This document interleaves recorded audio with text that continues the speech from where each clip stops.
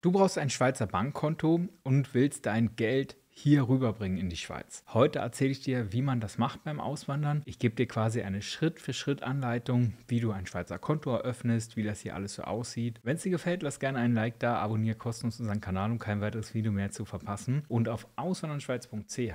Da findest du alles zum Thema Auswandern und auf unserer Facebook-Gruppe Auswandern Schweiz, Deutschlands größte Community zu dem Thema. Da werden dir alle Fragen beantwortet und die Community ist auch da, wenn es um Fragen, Konto und Geld geht. Vorweg gleich mal die Angst nehmen. Es ist nicht schwierig. Mach dir da keinen Stress. Man kann auch noch sein deutsches Konto behalten. Ja, wenn du jetzt nicht gleich dein ganzes Geld in Schweizer Franken hast, mach dir da keinen Stress. Wie du das am günstigsten transferieren kannst, darauf kann ich auch noch eingehen. Aber grundsätzlich ist es so, du bist jetzt in der Schweiz, es ist jetzt der Tag, du gehst über die Grenze, gehst in deine neue Wohnung, legst in Ruhe dein Zeug ab, kommst erstmal an und am nächsten Tag, da kannst du zum Beispiel einfach in eine Kantonalbank gehen. Die gibt es überall, je nach Kanton. Jeder Kanton hat eine eigene Kantonalbank und das ist das Einfachste, das empfehle ich dir auf jeden Fall, auch wenn du dir unsicher bist. Und es ist ein neues Land, es ist eine neue Währung, neues Finanzsystem. Also geh am besten erstmal in eine Kantonalbank, mach da dein erstes Konto auf. Da hast du einen Ansprechpartner, die sind das gewohnt. Es wandern sehr viele Leute aus. Und von daher denke ich, ist es die größte Hilfe am Anfang, dort anzufragen.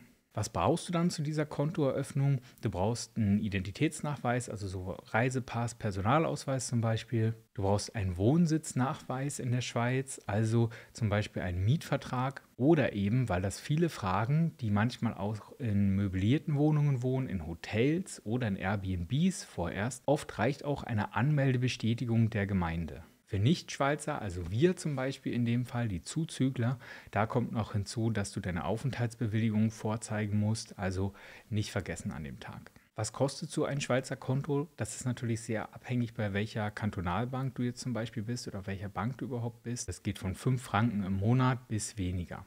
Viele Banken haben zum Beispiel ein Einzahlungslimit, ist wieder unterschiedlich, aber bei meiner Bank ist es zum Beispiel so, wenn ich mehr als 25.000 auf meinem Konto liegen habe, dann zahle ich nur 1 Franken im Monat für das Konto und 25.000 hat man relativ schnell auf dem Konto liegen tatsächlich und das ist ein super Preis, finde ich. Ja, dafür habe ich da den Service und kann die Leute anrufen, wenn ich irgendwas will und die beantworten mir alles Mögliche und von daher, ja, Kantonalbank schon zu empfehlen. Bei dem machst du dann eben zuerst dein Privatkonto auf das geht dann dein Gehalt und alles drauf. Dann kannst du auch die Miete von da abziehen lassen, Krankenkasse von da abziehen lassen. Und das ist eben ähnlich wie das Girokonto in Deutschland. Und hier ist ganz wichtig dieser Aspekt, den ich immer sage, dass man Verantwortung übernehmen muss für sein Geld. Denn ich empfehle dir nicht, ins Minus zu gehen.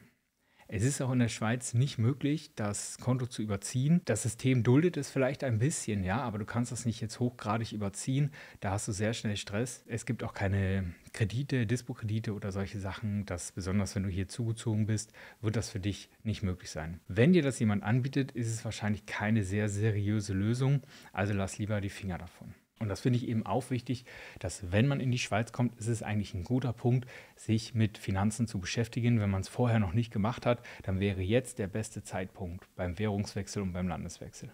Dann würde ich dir empfehlen, ein Sparkonto zu machen. Wenn du sparst, das ist Nummer eins, grundsätzlich spar auf jeden Fall, mach dir einen Puffer, hab mindestens 3 Monatslöhne im Backup, wenn nicht sogar mehr, und leg monatlich was zurück. Dann empfehle ich dir, ein Sparkonto zu machen.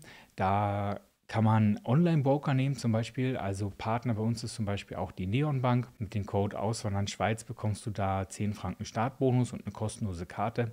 Es gibt auch noch andere Broker wie You oder Zack oder so. Die kann ich persönlich, aber benutze ich die nicht und kenne sie nicht, also kann ich dafür auch keine Empfehlung aussprechen an dieser Stelle, aber schau dir das gerne mal an. Grundsätzlich ist es aber auch so, dass dir auch die Bank ein Sparkonto aufmachen kann zusätzlich und das kostet dann auch nicht mehr. Bei mir zum Beispiel auch nicht. Und ich mache zum Beispiel eine Drittelung meines Gehaltes, ja, also ein Drittel für Miete, ein Drittel, also für alle Miete, Ausgaben, Strom, Wasser, was ich so habe. Ein Drittel spare ich und ein Drittel für Spaß, Essen gehen, was man so machen möchte. Das mache ich zum Beispiel schon jahrelang. Als Frugalist ist mir das sehr wichtig. Da hatte ich früher sehr viele Konten, wo ich das gesplittet habe. Irgendwann verliert man die Übersicht, deswegen habe ich jetzt alles sehr zentral gehalten und ich fühle mich damit deutlich wohler. Dann die Möglichkeit, ein Fremdwährungskonto aufzumachen. Da ist zum Beispiel ein Partner von uns Wise und mit Wise kannst du zum Beispiel auch Geld transferieren und das ist mit die kostengünstigste Alternative, das zu machen. Da gibt es auch einen großen Konkurrenzmarkt, aber Wise war eben sehr lange Zeit das günstigste und da kannst du mal schauen. Und ich habe wirklich auf fünfstellige Summen überwiesen mit Wise und das ist alles super angekommen. Also wenn Fremdwährung für dich interessant ist, dann schau dir das mal an. Dann zu der Frage ein Aktiendepot. Wenn du jetzt schon gespart hast in Deutschland, was machst du mit deinen Wertpapieren? Auf jeden Fall nimm sie mit. Investieren ist in Deutschland günstiger als in der Schweiz, das muss ich dir sagen. Und du musst hier in der Schweiz deutlich höhere Trades machen, dass du das wirklich wieder raus hast am Ende. Ja? Kannst da nicht so 10 Euro ETF-Sparpläne machen, da zahlst du dich quasi dumm und dämlich. Es gibt aber gute Lösungen bei den Banken, auch bei den Kantonalbanken zum Beispiel, dass du so ab 10.000 Franken investieren kannst und dann zahlst du eben einen Fixbetrag. Der ist immer so um die 1% bis 1,25% pro Jahr und Performance. Und das ist eine Möglichkeit, wo du eben diese großen Hebel umgehen kannst, die immer entstehen, wenn du jetzt privat investieren würdest. Es gibt Online-Broker, zum Beispiel DEGIRO, Swissquote, solche. Ich selber fühle mich aber unwohl, wenn ich ein sehr großes Depot, also ich rede da von einem sechsstelligen Depot, bei einem Online-Broker habe. Ich fühle mich da persönlich nicht wohl. Ich möchte da gerne einen Ansprechpartner bei der Bank haben zum Beispiel. Von daher ist es ja jedem seine Entscheidung, aber es gibt die, möchte ich einfach erwähnen an dieser Stelle. Und ja, da kannst du auch mal gucken, ob das was für dich ist. Da sparst du ein bisschen Geld. Ansonsten gibt es die Möglichkeit, zum Beispiel Mandate zu machen. Ab 100.000 Franken oder ab 150.000 Franken Privatvermögen kann die Bank dir auch ein Mandat anbieten. Das heißt, sie übernimmt die komplette Vermögensverwaltung für dich und das finde ich eine sehr gute Sache. Ich persönlich lebe sehr entspannt damit, ja, und habe viel weniger Stress. An dieser Stelle eine kleine Empfehlung dafür, ja. Und tatsächlich läuft es ein bisschen besser hier in der Schweiz als damals, was so in Deutschland alles angeboten wurde. Ansonsten kannst du in der Schweiz so gut wie überall mit der Karte bezahlen, digital bezahlen. Du kannst mit Twint bezahlen zum Beispiel. Das ist hier so ein ja, Instant-Bezahlsystem. PayPal, Apple Pay und die Schweiz ist sehr digital. Ja, also mach dir da keine Sorgen. Und ja, ist kein Problem einfach. Ne? Ich habe so gut wie nie Bargeld. Auf jeden Fall, das finde ich auch sehr, sehr gut. Ich brauche immer nur Bargeld, wenn ich nach Deutschland zurück muss. Das ist ein bisschen witzig, aber ja, so ist das. Du kannst auch Euros beziehen an den Bankautomaten. Ja, also falls ihr mal dann Wochenende rüber müsst über die Grenze oder so, kannst du auch am Schweizer Bankautomat Euro beziehen, eben zum aktuellen Wechselkurs. Das war es an dieser Stelle. Vielleicht noch ein kleines Fazit dazu. Es ist sehr einfach, hier ein Konto zu eröffnen. Ich bin sehr stolz auf ein Schweizer Bankkonto und ich darf mein Geld auch in Schweizer Franken behalten. Selbst wenn ich das Land hier verlassen würde, dürfte mein Konto und was ich so alles habe, dürfte bestehen bleiben, was auch ein riesen Benefit ist. Das kann ich euch sagen. Ich bevorzuge eher Kantonalbanken. Online-Broker sind auch gut, aber eher als Zweitkonto zum Beispiel. Vielleicht bin ich da auch noch ein bisschen oldschool, aber ich mag den persönlichen Austausch mit meinem Berater, den gratis Kaffee am Anfang, den ich auch selber bezahle, den finde ich auch sehr gut.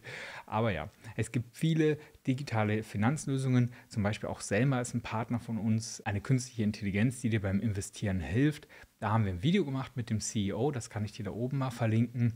Also es gibt coole, moderne Anlagemöglichkeiten in der Schweiz, beschäftige ich mal damit. Und auch mit der Säule 3a, damit lässt sich sehr gut Vermögen für dein Alter aufbauen.